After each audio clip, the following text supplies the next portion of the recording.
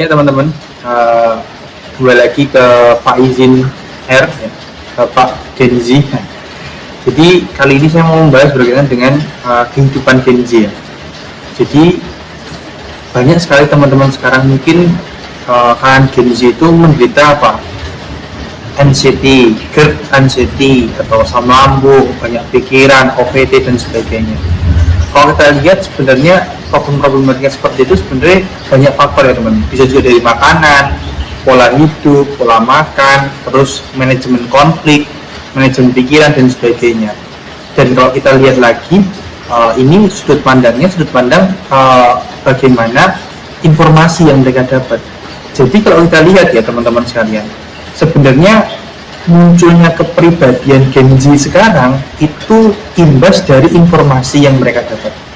Jadi kalau kita lihat dari konsepsi berpikir, setiap informasi yang masuk ke anak muda atau kalangan Gen Z itu pasti akan mempengaruhi berpikirnya, cara berpikirnya.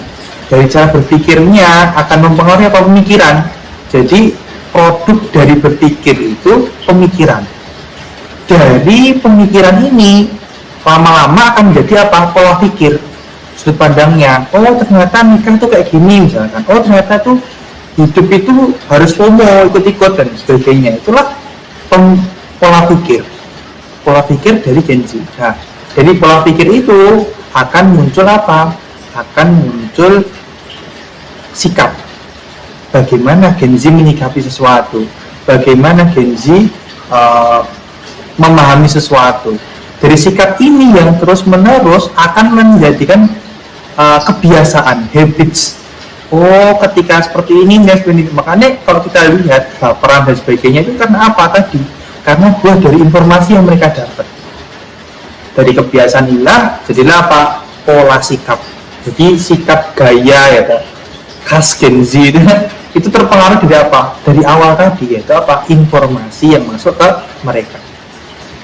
Lalu dari pola sikap inilah akan membentuk sebuah kepribadian, yaitu kepribadian Gen Z, kepribadian Gen milenial, kepribadian Gen alpha dan sebagainya. Itu muncul karena karena informasi. Lalu bagaimana solusinya untuk mengcounter ini semua atau meluruskan ini semua tadi? Kita harus membenarkan informasi yang masuk ke mereka. Yang kedua, itu Gen Z sekarang itu harus diperkuat filterisasi informasi yang masuk ke pemikiran mereka. Agar nggak OPT. Mana yang benar, memisahkan mana yang benar, mana yang salah, mana yang sebenar-benarnya. Standarnya bukan standar media sosial lagi, tapi standarnya kebenaran. Media sosial itu wasilah saja, wasilah kebenaran. Seperti itu.